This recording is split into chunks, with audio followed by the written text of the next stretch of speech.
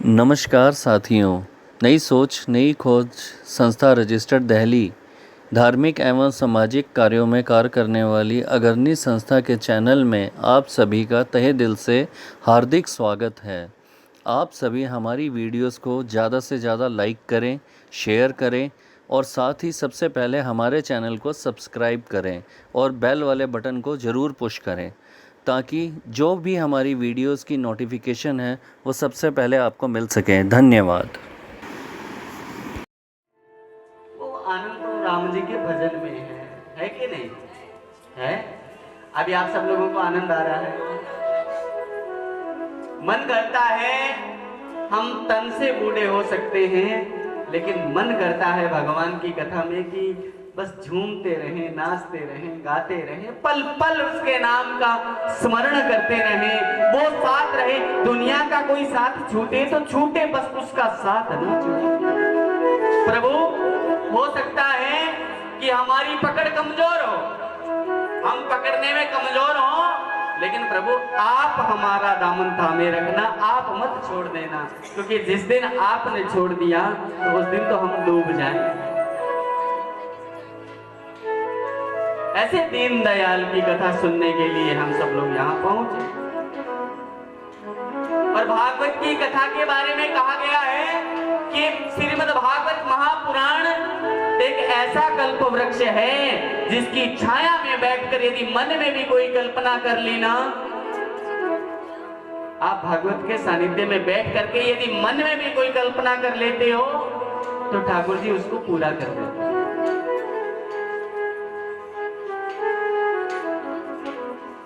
लेकिन फिर एक बात है कि उसके लिए हमारा विश्वास दृढ़ होना चाहिए, उसके लिए हमें पूर्ण भरोसा होना चाहिए।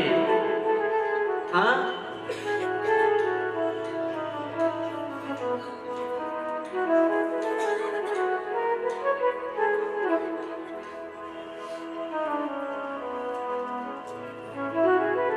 देवता लोग अमृत का कलश लेकर के सुखदेव जी महाराज के पास में गए थे।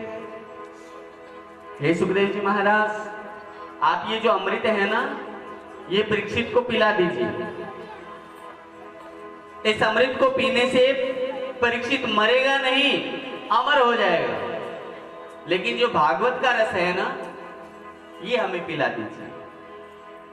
सुखदेव जी महाराज मुस्कुराने लगे, अरे रे, बनिए की तरह सौदेबाजी कर रहे आ गए। कहां तुम्हारा कांच?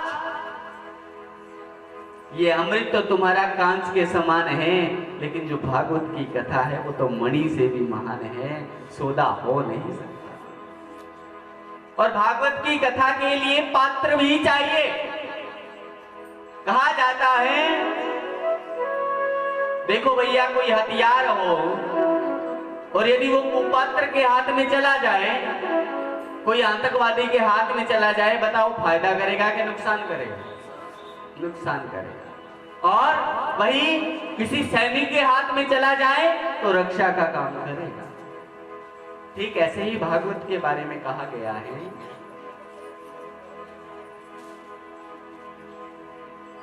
हरि हीरा की गांठड़ी।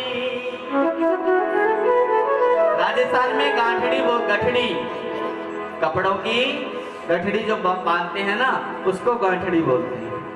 हरि हीरा की गांठड़ी, ये जो हरि है ना, ये भागवत की कथा है, ये हीरों की गठड़ी है। हरि हीरा की गांठड़ी तो ग्राहक बिन मत खो,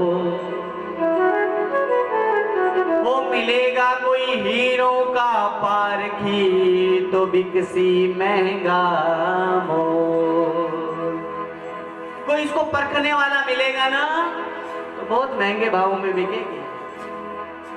मीराबाई रोज कहती है, रोज कथा में जाती है, रोज कथा में जाती है। कथा समाप्त होते ही सारे लोग चले जाते हैं, लेकिन मीरा वहीं रह जाती है। जानते हो क्यों? हे जोशी जी, हमारे यहाँ कहा जाता है कि जो कथा सुनाने वाले होते हैं ना, उनको जोशी जी कहा जाता है।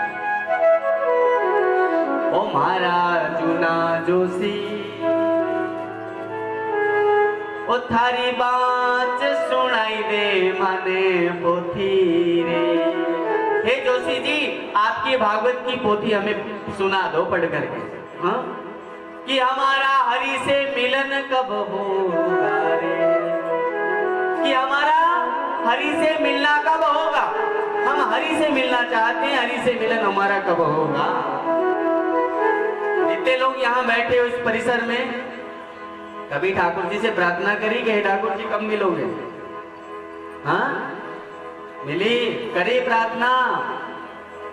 और हकीकत में आजकल तो माहौल कुछ ऐसा है, वास्तव में यदि ठाकुर जी आ जाए ना, मान लो आपके घर के बाहर खड़े होकर के ठाकुर जी आपकी डोरबेल बजाएं, हाँ, और आप ऊपर से देखो, ऊपर वाले माले से के नीचे कोई भगवान श्री कृष्ण के वेश में खड़ा है, हाँ, अंदर बुलाओगे कि ऊपर से भेज दोगे।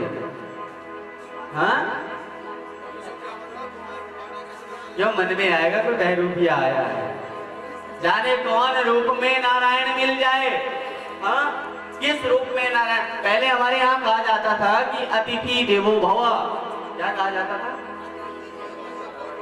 अतिथि देव के समान है, भगवान के समान है। अतिथि का मतलब अतिथि, जो बिना तारीख के आ जाता है। और अब हमारे घर में नहीं घुसाना, बाहर लिखा है दीवार पे कुत्ते से सावधान। अगर हमारे घर में आ गए ना अतिथि, अगर हमारे घर में आ गए ना तो हमारे कुत्तों ने तुमको काट खाना है। हाँ,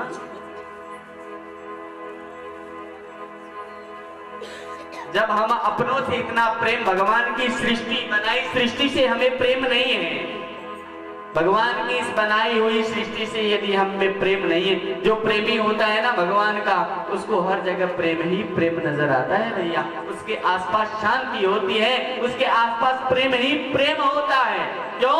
भगवान के विषय में कहा गया है कि तुम प्यार का सागर है, तेरी एक बूंद के प्यास है।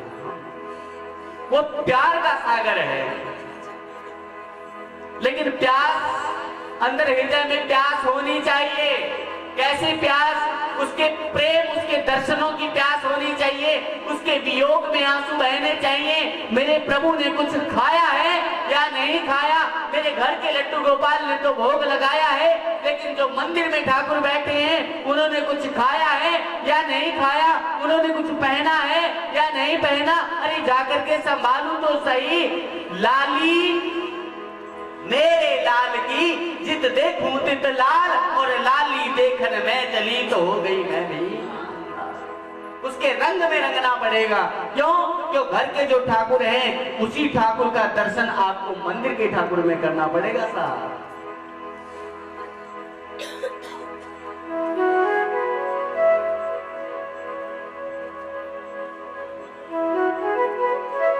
संभालिए। कथा वही है जो जीवन में परिवर्तन लाए। यूं तो 3-3 घंटे आप लोग यहाँ बैठ करके, यहाँ बैठोगे, इधर से सुना इधर से निकाल दिया तो बात बनने वाली नहीं। आप यहाँ आए हो, अगर जीवन में परिवर्तन नहीं आया कथा सुन करके तो फिर कथा व्यथा है। और यदि परिवर्तन आ गया, कथा के किसी भी एक सूत्र को अपना लीजिए। पक्की बात, दिल्ली वालों, ये घाटे का सौदा नहीं है, घाटा नहीं होगा।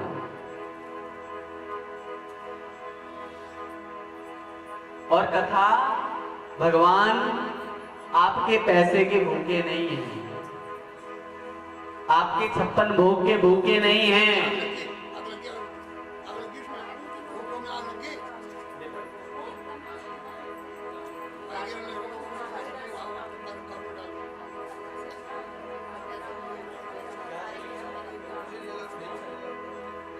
देखो भैया, मैंने कहा पैसे के भूखे नहीं, भगवान ने आग लगा दी। हाँ, मतलब भगवान सच में कह रहे हैं कि मैं आपके पैसे का भूखा नहीं।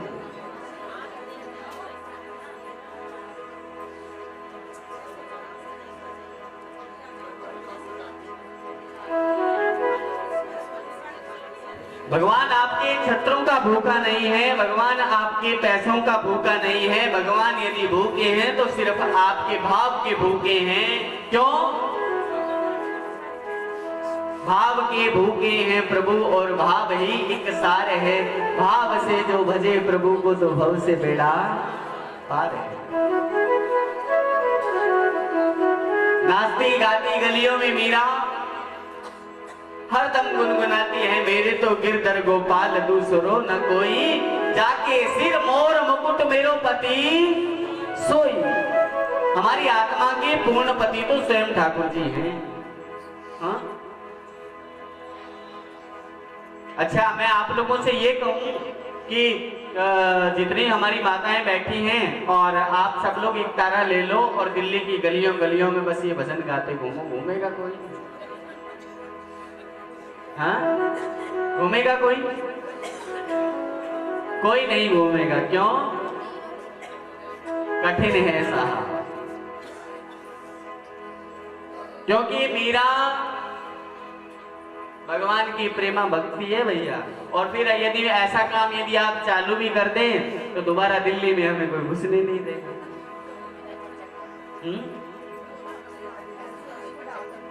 तो इसलिए आइए एक भजन के माध्यम से हम लोग श्रवण करते हैं। जो आनंद नहीं अमीरी में, वो आनंद राम भजन में है साहब। जरूरी नहीं कि एक तारा लेकर के मीरा की तरह गली गली गुन गाना है। आपको जब भी समय मिले गुनगुनाइए, गाते रहिए। इससे हरि के प्रति दिल में प्रेम पैदा होगा। और एक बात और दिल्ली वालों, इन 7 दिनों में ठाकुर के प्रति, देखो भैया प्रेमी तो आप हो भगवान के, लेकिन इन 7 दिनों में ठाकुर के प्रति इतना प्रेम आपके दिलों में भर जाएगा। ये 7वें दिन जब भागवत यहाँ से प्रस्थान करेगी ना, 8वें दिन 1 जनवरी को नए साल के दिन भागवत जी यहाँ से प्रस्थान करेगी, तो आपको ऐसा लगेगा कि आपकी कोई बेटी विदा हो रही है, यदि आप सच्चा प्रेम करते हो। कथा किसी अकेले की नहीं है। मैं फिर निवेदन कर देता हूं कि कथा करवाने वाला कोई नहीं है और कथा करने वाला भी कोई नहीं है। कथा करवाने वाले ठाकुर जी हैं और कथा करने वाले भी ठाकुर जी। उनकी रजा से सब कुछ हो रहा है। अगर उनकी अनुमति नहीं हो, उनकी रजा नहीं हो, तो फिर ये कथा हो नहीं सकती। आइए एक भजन को श्रवण करते हुए फिर कथा के क्रम में आगे प्रवेश करेंगे। बोले श्री बांके बिहारी लाल की।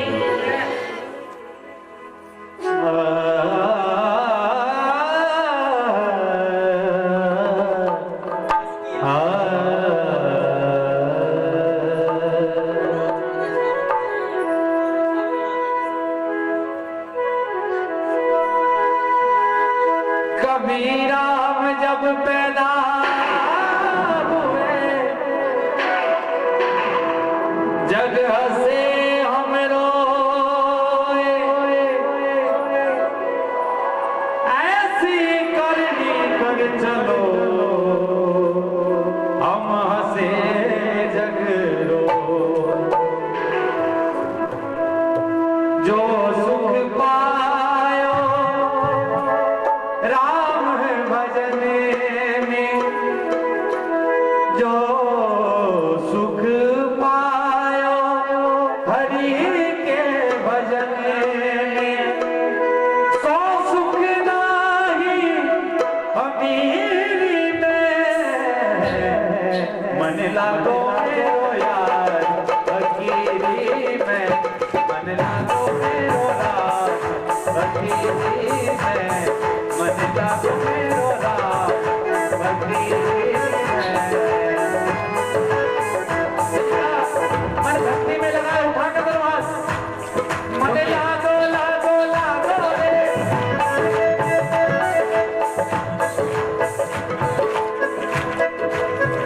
दिल्ली वालों सुनो भैया, सब लोग सुनो।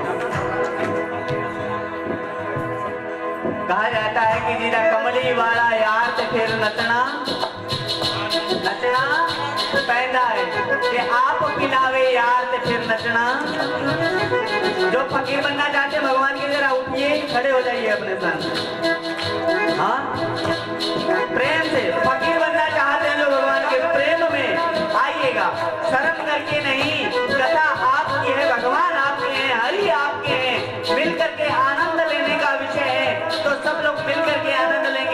गाइएगा। मन लागो मेरो राम फकीर में, मन लागो मेरो राम फकीर में। लागो रे लागो रे लागो रे लागो रे लागो रे लागो रे लागो मेरो राम फकीर में, मन लागो मेरो यार फकीर में।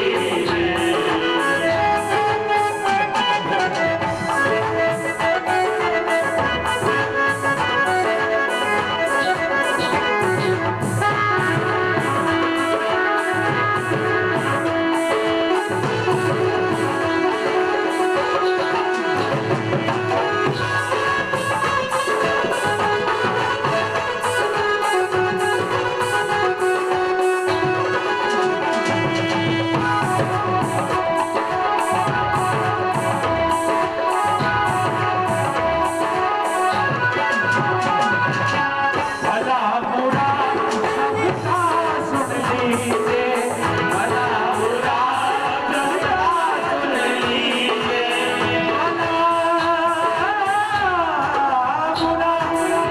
भला बुरा सबका सुन लीजिए, भला बुरा सबका सुन लीजिए।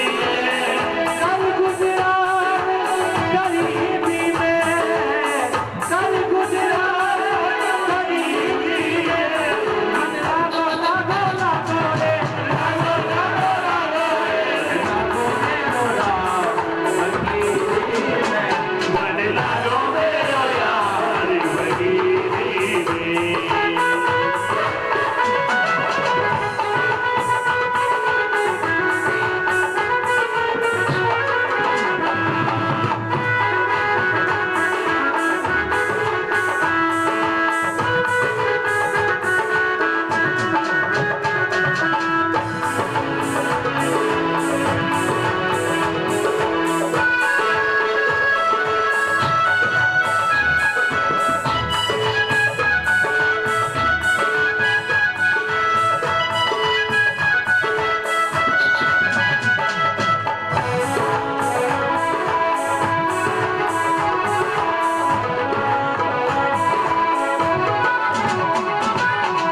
आखिर ये तन आँख मिलेगा, आखिर ये तन आँख मिलेगा, जो आया सो जाएगा, ना जाने फकीर। सुनो दिल्ली वालों, आखिर ये तन खाक मिलेगा, रात बननी है आखिर में, इससे ज्यादा कुछ नहीं बनना। तो अभी समय है, दोनों हाथ उठाते हुए नाचते हुए गाते हुए आइए सब लोग निवेदन करते हैं। आखिर ये तन आँख मिलेगा, आखिर ये तन मिलेगा, आखिर ये तन खाक, आखिर ये तन खाक, आखिर ये तन, आखिर ये तन खाक मिलेगा, आखिर ये तन खाक मिलेगा।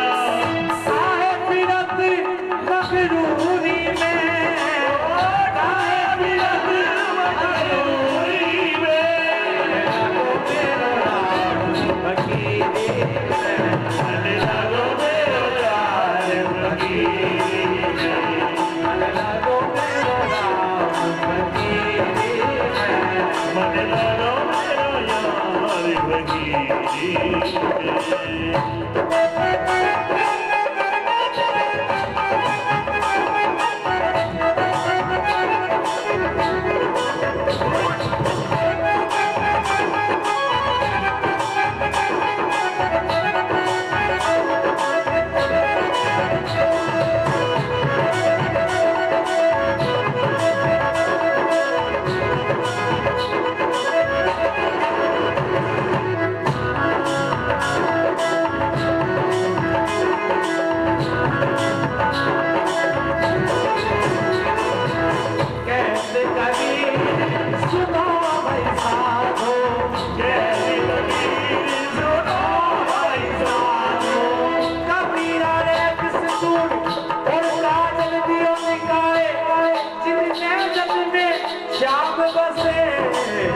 दूजा को समाए, कैसे कभी सुना ऐसा हो, कैसे कभी सुना ऐसा हो, शायद मिले सबूरी में, शायद मिले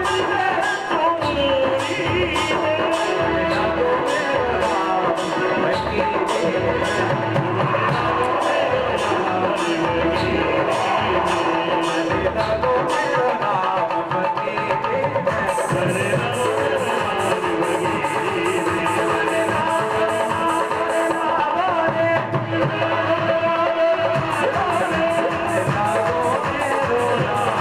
में,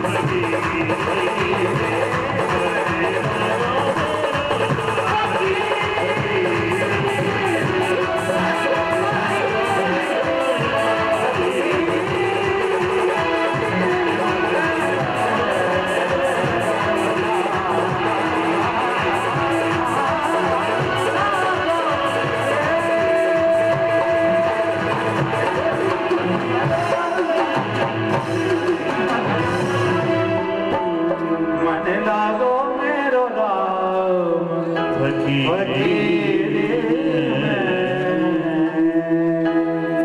बोली श्री मांगे बिहारी लाल की जय।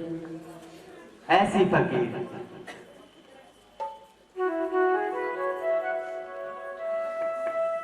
जो हमारे धन से, हमारे मतलब संसारिक भौतिक वस्तुओं से लाख गुना ऊपर है।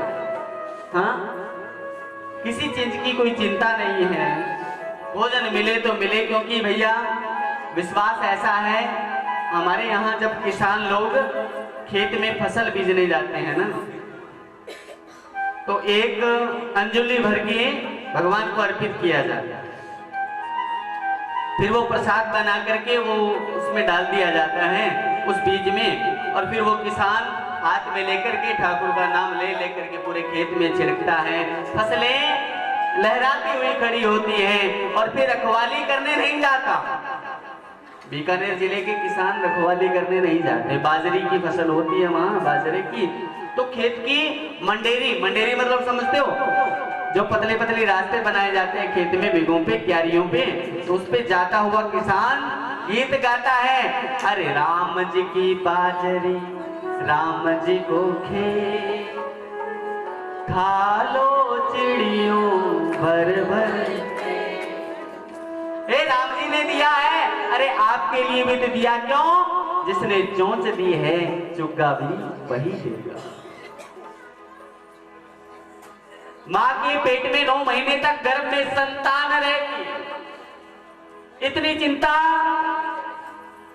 माँ नहीं करती, इतनी चिंता बाप नहीं करता जितनी चिंता भगवान को। हाँ? जितनी चिंता भगवान को होती है, और 9 महीने बाद जब संतान जन्म लेती है तो भगवान माँ के स्तनों में दूध उतार देता है, और वो बच्चा ऐसे पी रहा होता है जिसको जैसे मानो कि किसी ने उसको ट्रेनिंग देके भेजा हो। हाँ? जब दांत आ जाते हैं तो भगवान सोचते हैं कि भी संसार की चीजों का भोग लगा सकता है, संसार की चीजें खा सकता है,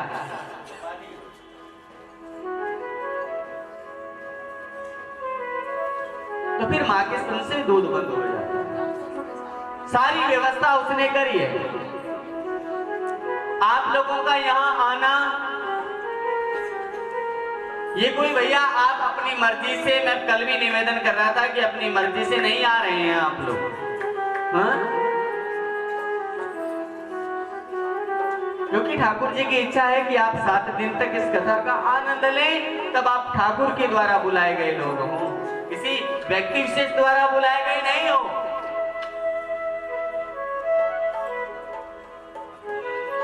लेकिन निमित्त, कोई निमित्त बनता है, आकर के कोई निमित्त बनाते हैं ठाकुर जी कि भैया नई सोच नई खोज वालों, तुम इस समय में खाली हो तो एक काम करो, चलो भगवान की भागवती ही करा लो। हाँ? क्यों? क्योंकि भैया तुम्हारे माध्यम से बहुत सारे जीवों का कल्याण होने वाला है। उन लोगों ने तुम्हारे माध्यम से कथा का श्रवण करना है। उनके कानों में भगवान का नाम जाने वाला है। एक बात बताता हूं दिल्ली वालों, जो भागवत की कथा कराते हैं ना, और जितने लोग सुनने के लिए आते हैं,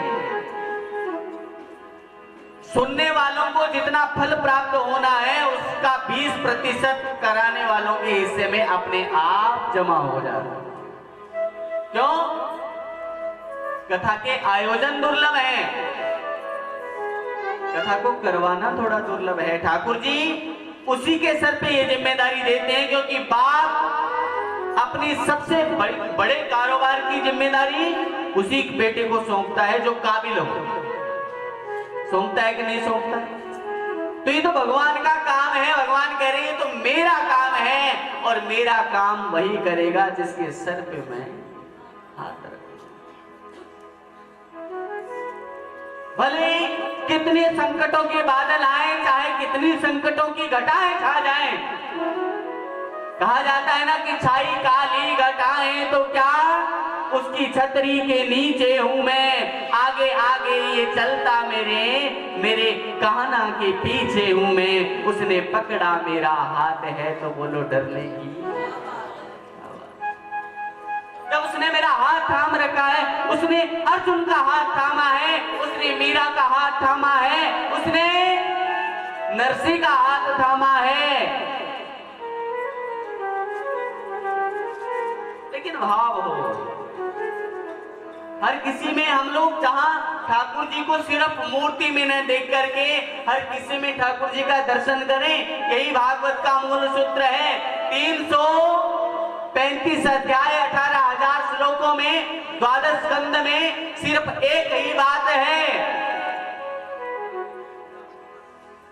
18 पुराणों में, चारों वेदों में एक ही बात है। कहा गया अष्टादशेषु पुराणेषु व्यासस्य कथम दोयम। 18 पुराणों में सिर्फ व्यास जी महाराज ने 2 बातें कही है। क्या? अष्टादशेषु 8 और 10, अष्टादशेषु व्यासस्य कथम दोयम परोपकाराय पुण्याय पापाय च परपीडनम। दूसरे पे उपकार करने जैसा कोई पुण्य नहीं है और दूसरे को सताने जैसा कोई पाप नहीं। कथा हम लोगों पे उपकार करती है। कोई आदमी आकर के ये कहे कि जी कथा में मैं ये सेवा देना चाहता हूं, अपना बड़प्पन मत समझिए। लक्ष्मी नारायण की है और उसके सिवा संसार में लक्ष्मी किसी की नहीं है ना। नारायण की गाते हो ना आरती में, तन मन धन जो कुछ है सो तेरा, तेरा तुझको अर्पण, क्या लागे मेरा ओम जय। गाते हो ना? गाते तो हो, मन में भाव भी चल रहा है कि तन मन धन जो कुछ है हे ठाकुर तेरा है, लेकिन कब्जा मेरा है, छोड़ूंगा नहीं। क्यों? मरते दम तक नहीं छोड़ूंगा। धन का भूखा नहीं है। लक्ष्मी सिर्फ और सिर्फ नारायण की है, उसके सिवा किसी की नहीं है, क्योंकि देने वाले भगवान हैं। आप जब इस संसार में आए थे तो क्या किसी जगह का पट्टा या रजिस्ट्रेशन साथ में लेके पैदा हुए थे क्या? हाँ, आप कोई सोना चांदी गहना साथ में लेके पैदा हुए थे? और जब जाओगे तो 1 रुपए का खोटा सिक्का भी साथ में ले जाके बैठाना। लोग कहते हैं यो तो सिकंदर के हौसले आली थे, पूरा दुनिया जीत लिया, और जब दुनिया से गया तो उसके दोनों हाथ बिल्कुल खाली थे।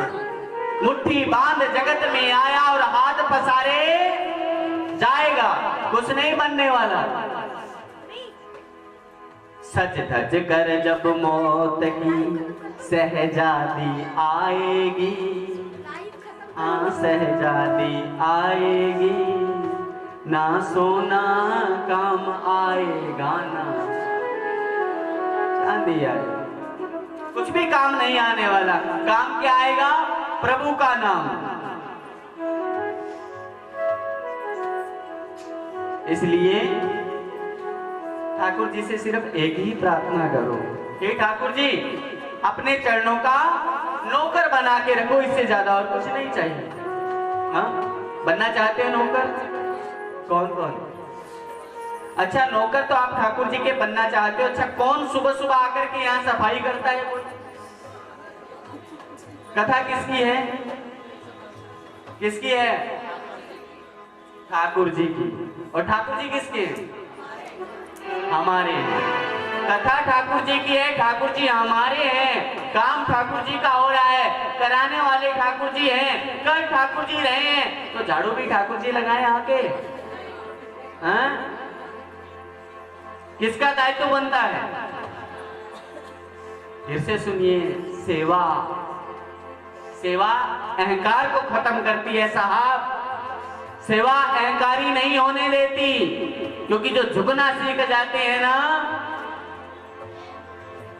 झुकते वही हैं जिनमें जान होती है। अकड़ कर पड़े रहना मुर्दे की पहचान होती है साहब। हाँ? कोई नहीं पूछने वाला। जब इस संसार में, जब आपकी देह में से वो भगवान का अंश निकल जाएगा ना, भगवान का अंश निकल जाएगा, फटाफट व्हाट्सएप पे मैसेज जाएंगे, क्या ये फलाने राम जी का हो गया, काम पूरा हो गया। हाँ, लोग आएंगे। आजकल तो लोगों की इतनी क्षमता नहीं रही कि कंधे पे ले जा सके। गाड़ी बुलाएंगे, गाड़ी, उस गाड़ी पे लदा जाएगा, हैं, और ले जाकर के शमशान भूमि में आपके अपने ही आग लगा देंगे साहब आपको। हाँ, आपके अपने जिनसे इतना मोह करते हो, जिनके लिए कथा में नहीं आते, काम बहुत है, काम बहुत है, काम बहुत है। अरे तुम संसार में नहीं थे तब भी काम चल रहे थे, संसार में हो तब भी काम चल रहे हैं, और संसार में नहीं रहोगे तो भी काम चलते रहेंगे। तो इसलिए नौकरी संसार की अच्छी है कि करतार की अच्छी है? बताइए। हाँ, किसकी अच्छी है? करतार की अच्छी है कि नहीं? हाथ उठाइए ना। पीछे वालों को सर्दी लग रही है ना? आइए सब लोग ठाकुर जी से प्रार्थना करें कि हे ठाकुर, सेठों के तुम सेठ सामरे मेरी क्या औकात है। सेठों के तुम सेठ सामरे, गाइए सब लोग गाइए। हाँ, तेरी सेवा मिल जाए ये तो किस्मत की बात है। तेरी सेवा मिल जाए, हाँ, तेरी सेवा मिल जाए ये तो किस्मत की बात है। मानूंगा तेरा कहना, मानूंगा तेरा कहना, ये करता हूँ विकराल। नौकर रख ले सावरे हमको भी एक बार, और नौकर रख ले सावरे हमको भी एक बार। नौकर रख ले सावरे हमको भी एक बार।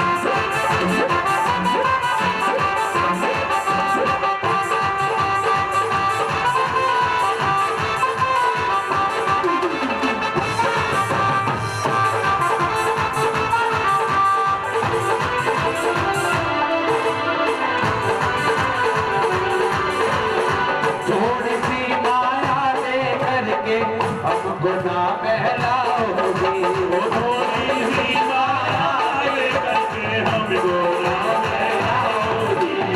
आज बड़ा हो द्वार पे तेरे, कोई हुक्म सुनाओगी। आज बड़ा हो द्वार पे तेरे, कोई हुक्म सुनाओगी। रोमी से अर्जी पे, रोमी से अर्जी पे, रब मत करना आज नौकर हो चिंचा कर रख ले सामने, हमको भी एक बार चाकर रख ले सामने, हमको भी एक बार। इतनी तनख्वाह देना, इतनी तनख्वाह देना, इतनी तनख्वाह देना, बस इतनी तनख्वाह देना, इतनी तनख्वाह देना।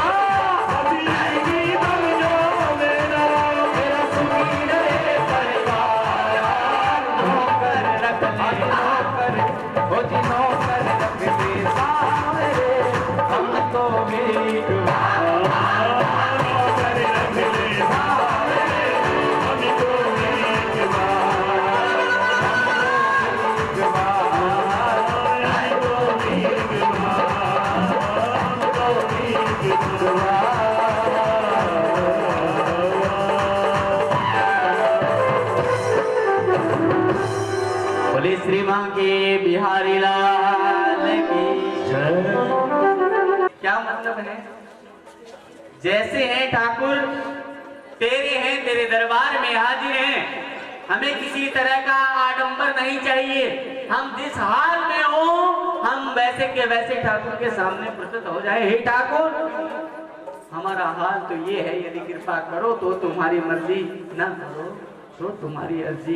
और अब तो भैया हमारी बागडोर आपके हाथों में, सौंप दो सब कुछ ठाकुर जी। कोई आदमी ये कहता है ना कि मैं करता हूं, कोई कर सकता है? हाँ? मैं कर सकता है क्या कोई? जहां मैं है वहां हरि नहीं, और जहां हरि है वहां मैं नहीं। इसलिए मैं को मारो। जिस दिन आप मैं से हम हो गए ना, मैं से हम हो गए, उस दिन भगवान संग हो जाएंगे।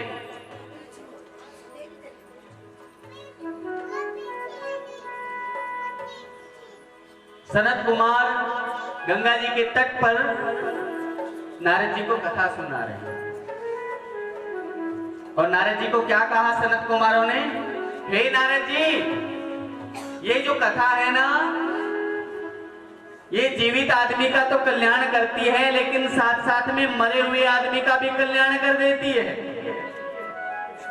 सुनो दिल्ली वालों, बड़े काम की कथा आ रही है आप सुनो, ध्यान से सुनना। ये कथा जीते जी आदमी का कल्याण करती ही है, लेकिन मरे हुए आदमी का भी कल्याण कर देती है। नारद जी कहने लगे, अरे ऐसा कैसे हो सकता है? क्योंकि जिंदा आदमी आकर के कथा सुनेगा तो ये तो बात समझ में आती कि उसका कल्याण होगा, लेकिन मरे हुए आदमी का कल्याण कैसे होगा? जी नारद जी, ये कथा तो मरे हुए आदमी का भी कल्याण कर देती है, लेकिन कैसे?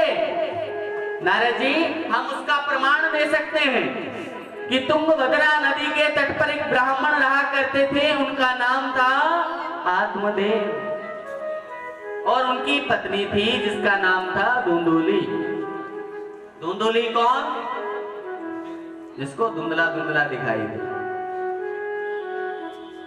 दोनों की एक समस्या थी। समस्या क्या थी?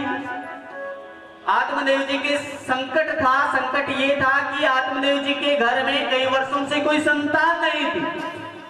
घर में जो गाय ला करके बांध देते थे तो वो गाय भी बांझ हो जाती थी, और घर में कोई पेड़ लगाते थे, उस पेड़ पे कोई फल नहीं लगता था, और कोई पशु ला के बांध दिया, वो भी बांझ, खुद भी बांझ, और किसी पेड़ पे फल नहीं लगता था। तो गांव वालों ने ऐसा कहना शुरू कर दिया कि अरे इस आत्मदेव का चेहरा देखना भी हमारे लिए खराब है, इसकी शक्ल दिख जाए तो पूरा दिन बेकार जाता है।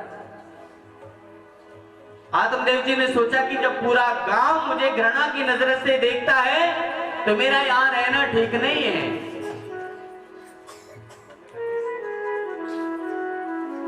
मेरा यहां रहना ठीक नहीं है। ये तो जीवन ही किसी काम का नहीं है।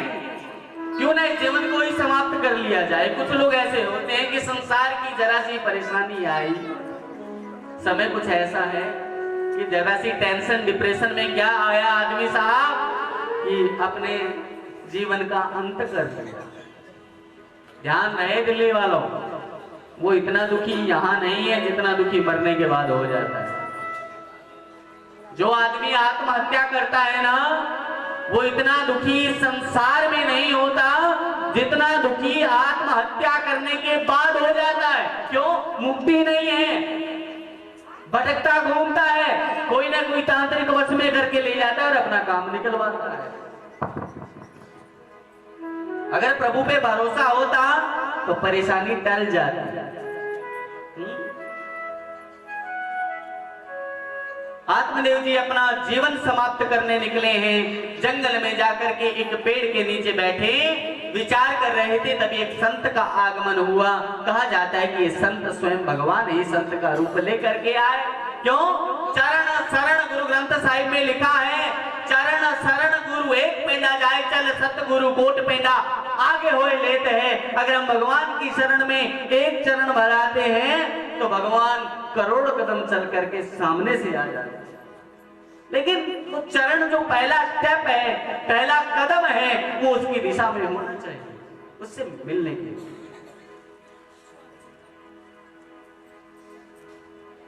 संत आए, संत ने सोचा कि आदमी इस जंगल में अकेला क्या कर रहा है, शायद भगवान की खोज में आया हो। संत ने पूछा कि भैया इस जंगल में क्या कर रहे हो। अब हम लोग किसी से ये पूछ लें कि बताओ भैया क्या हाल है, मैं पूछूं आप लोगों से दिल्ली वालों क्या हाल है, जवाब नहीं दोगे? हाँ, आम बाल बोलचाल की भाषा में हम सब लोग कह देते हैं ठीक है, लेकिन ठीक किसी का होता नहीं है। और कोई हम किसी से पूछे कि क्या हाल है, वो सामने वाला अपना दुखड़ा रोने लग जाए तो कोई किसी से पूछेगा कि क्या हाल है? कोई किसी से नहीं पूछेगा। संत ने पूछा कि भैया तुम यहाँ कैसे? आज आत्मदेव जी ने अपना दुखड़ा रोना स्टार्ट कर दिया। क्या बताऊं महाराज, कई वर्षों से मेरे यहाँ कोई संतान नहीं है और घर में जो गाय ला करके बांधता हूँ वो भी बांझ हो जाती है और किसी पेड़ को लगाता हूँ उस पेड़ पे फल नहीं लगता।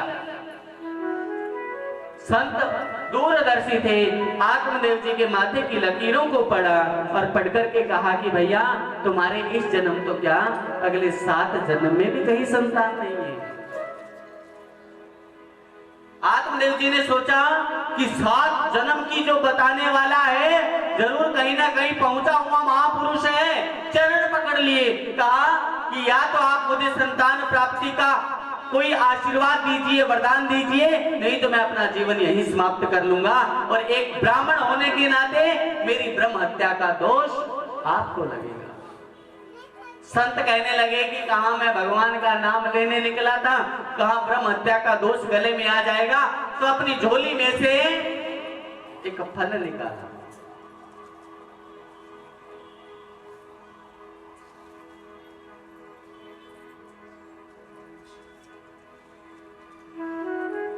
ना छेड़िए फकीर दे हाल नू पावे हाल बेहाल होवे।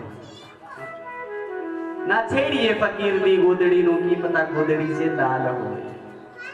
अपनी झोली में से फल निकाला, अभिमंत्रित किया और आत्मदेव जी को दे दिया और कहा कि जाइए ये जो फल है आप अपनी पत्नी को खिला दीजिए, 9 महीने बाद आपको पुत्र रतन की प्राप्ति हो। आत्मदेव जी घर आए, घर आकर के अपनी पत्नी धुंधुली से कहा कि ये फल लाया हूं मैं संत से, सारी बात बताई कि 9 महीने बाद हमारे यहाँ बेटा होगा तो तुम ये फल खा लेना। फल लेकर के आत्मदेव जी कहीं बाहर नगर में चले गए। अब बाहर नगर में भ्रमण करने गए हैं, पीछे से धुंधुली को हो गई टेंशन, ये फल खा लिया तो मैं गर्भवती हो जाऊंगी। पड़ोसन आई, पड़ोसन से कह रही है कि बहन मैंने सुना है कि गर्भवती औरत को ज्यादा काम नहीं करना होता। हाँ बहन, सच्ची तो सुना है।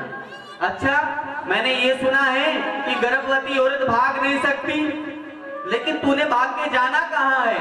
धुंधुली कहने लगी कि मान लो यदि गांव में आग लग गई, मेरे घर में आग लग गई और मुझे भागना पड़ा, तो मैं भाग तो नहीं सकती ना। देख बहन, तू तेरा जाने, तूने फल खाना है, गर्भवती होना है या नहीं होना, वो तू जाने, तेरा काम जाने। क्यों? अब जब घर वाला आकर के घर वाले को एक बात कह देना कि ये बात किसी से कहना नहीं, बात कह दी तो ठीक है, लेकिन आगे जब ये कह दिया ना कि बात किसी से कहना नहीं, वहां समस्या हो गई। क्यों? एक आदमी भोजन कर रहा है, घर पे बैठा बैठा भोजन कर रहा, उसको खांसी आई तो ऊपर से कौवा उड़ता हुआ जा रहा था, उसको एक पंख टूट के नीचे गिरा। जैसे ही खांसी आई, उसको लगा कि वो कौवे का पंख मेरे मुंह में से निकला है। पत्नी पास में बैठी थी, हैरान हो गई कि अरे आपके मुंह में से तो कौवे का पंख निकला है। तो पति ने कह दिया, देख किसी से कहना नहीं। टेंशन हो गई पत्नी को, कहना नहीं किसी से। पड़ोसन आई, पड़ोसन ने पूछा कि बहन बड़ी टेंशन में हो, क्या बात? क्या बताऊं बहन, मेरे पति जब खाना खाते हैं ना, तो मेरे पति के मुंह में से कौवे के पंख निकलते हैं। बात फैलती, क्यों? बात जब शुरू में चलती है ना, तब बात हो जाती है, लेकिन लोगों तक पहुंचते बात का पतंगड़ बन जाता है। गांव में चर्चाएं चलने लगी, फलाना नाम खाना खाता है ना, तो उसके मुंह में से कौवे निकलते हैं। हाँ? चर्चा कर रही है धुंधुली, पड़ोसन से पड़ोसन कहने लगी, बहन तू जाने, तेरा काम जाने, मुझे काम बहुत है। चली गई। कुछ दिन बाद में धुंधुली की बहन आई और धुंधुली ने अपनी बहन से कहा कि बहन मेरे पति कहीं से ये फल ले आए, लेकिन मैं गर्भवती नहीं होना चाहती। धुंधुली की बहन ने कहा कि देख मैं गर्भवती हूँ, ये फल तू गाय को खिला दे, मेरे यहाँ जो संतान होगी वो मैं तुझे दे दूंगी, लेकिन उसके बदले में तू मेरे पति को धन दे देना। सौदा तय हो गया। तब तक तो गर्भवती होने का नाटक कर। तो धुंधुली गर्भवती होने का नाटक करने लगी और 9 महीने बाद में उसकी बहन के जो बेटा हुआ, तो तय डील के अनुसार वो बेटा ला करके धुंधुली की बहन ने धुंधुली को दे दिया और धुंधुली ने शोर मचा दिया कि जी हमारे यहाँ बेटा हुआ है, बेटा हुआ है। आत्मदेव जी घर में आए, बड़े खुश, बधाइयां बन रही है गांव में। और अब जब बालक के नामकरण संस्कार की बारी आई, तो आत्मदेव जी ने धुंधुली से कहा कि हम इसका नामकरण कर लेते हैं। धुंधुली ने कहा क्यों? पीड़ा सही मैंने, 9 महीने गर्भ में रखा मैंने, और नामकरण करोगे आप? नहीं, मेरे बेटे का नामकरण तो मैं ही करूंगी। मेरा नाम धुंधुली, तो अपनी माँ के नाम के ऊपर इसका नाम होगा धुंधुकारी। नाम रख दिया धुंधुकारी। और इधर 9 महीने बाद में गाय ने भी एक बच्चे को जन्म दिया। वो बच्चा इंसान जैसा है। गांव में चर्चाएं चलने लगी, अरे देखो देखो, पहले तो आत्मदेव की एक भी संतान नहीं थी, लेकिन अब गाय के यहाँ भी आदमी जैसा बेटा पैदा होने लगा है। तो आज आत्मदेव जी ने पूरे वैदिक विधान से, पूरे रस्मों रीति रिवाज से उस बालक का नामकरण संस्कार किया, जिसके कान गाय के जैसे हैं, और जो गौ से पैदा हुआ है, जो गाय से पैदा होने वाला है, जिसके कान गाय जैसे हैं, इति गौकर्ण, नाम निकाला गौकर्ण। बोली गौकर्ण जी महाराज। दूसरे बालक का नामकरण हो गया। दोनों बालक धीरे धीरे बड़े हो रहे हैं। एक तो वेदों में पारंगत हो रहा है, जिसने गाय से जन्म लिया, और दूसरा महाखलो, इतना उद्यमी हो गया है कि गांव वालों की उलाने लाता है। थोड़े और बड़े हुए तो गोकर्ण जी महाराज तो प्रकांड पंडित हो गए। लेकिन ये जो धुंधुकारी है ना, ये धुंधुकारी जुआ खेलने लगा है, शराब पीने लगा है, चोरी करने लगा है, और गांव वालों के उलाहने आने लगे। तो आत्मदेव जी ने सोचा कि अब इस घर में रहना ठीक नहीं है। आत्मदेव जी पहले दुखी थे कि घर में कोई संतान नहीं है, दुखी थे ना, और अब दुखी हैं कि संतान है। पहले दुखी थे कि बेटा नहीं है, अब दुखी हैं कि बेटा है। तो गोकर्ण जी महाराज के पास में गए तो गोकर्ण जी महाराज ने आत्मदेव जी को वन गमन का उपदेश दिया कि पिताजी अब आपकी उम्र वन जाने की हो गई है, आप वन में जाकर के प्रभु का भजन कीजिए। मैं अक्सर कहा करता हूं कि 50 के बाद उम्र भी इशारा करने लगती है। हाँ, एक क्या वन, भैया 50 के बाद जब 51 में प्रवेश करो तो वन चले जाओ, नहीं तो 52, 53, 54, 56, फिर 57, 58 में चले जाओ। फिर भी ना जा पाओ तो फिर कब जाओ? फिर गिनती क्या कहती है? 59, 59 मैंने आधा और 60 मैंने पागल। ये आदमी आधा पागल है। और फिर भी ना जाए तो फिर कहा जाता है कि ये पूरा का पूरा सठिया गया है, घर में बैठ के घर वालों की झिड़के सुनेगा लेकिन वन नहीं जाएगा। वन चले जाओ का मतलब, अब ये दिल्ली के जो राजा पार्क के ये जो श्रीनगर है, इसके पूरे इलाके के लोग यदि वन में चले जाएं तो फिर भैया जहां वन में दिल्ली बन जाएगा और दिल्ली में वन बन जाएगा। कहां चले जाओ? श्रीधाम वृंदावन चले जाओ। कौन कौन जाना चाहता है वृंदावन? अच्छा एक बात बताओ दिल्ली वालों, मैं आप लोगों से यूं कहूं कि मैं आप लोगों को वृंदावन चलो, वृंदावन आप यूं तो बहुत बार गए होंगे बिहारी जी के दर्शन करने के लिए, हाँ नहीं गए? गए भी हैं, काफी गए, काफी नहीं गए। यदि मैं कहूं कि आप एक बार मेरे साथ चलिए बिहारी जी से मिलने, कौन कौन जाएगा? 700 रुपए टिकट है, आप कौन कौन जाएगा? सब तैयार हो तो 2 तारीख को चलें? पक्का कर रहे हो?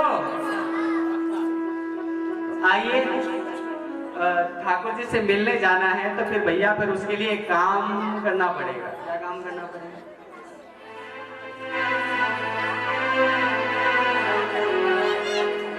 वृंदावन धाम अपार रटे जा राधे राधे, वृंदावन धाम अपार जपे जा राधे राधे, ओ वृंदावन धाम अपार जपे जा राधे राधे, जपे जा राधे राधे, रटे जा राधे राधे, जपे जा राधे राधे, आए रटे जा राधे राधे, वृंदावन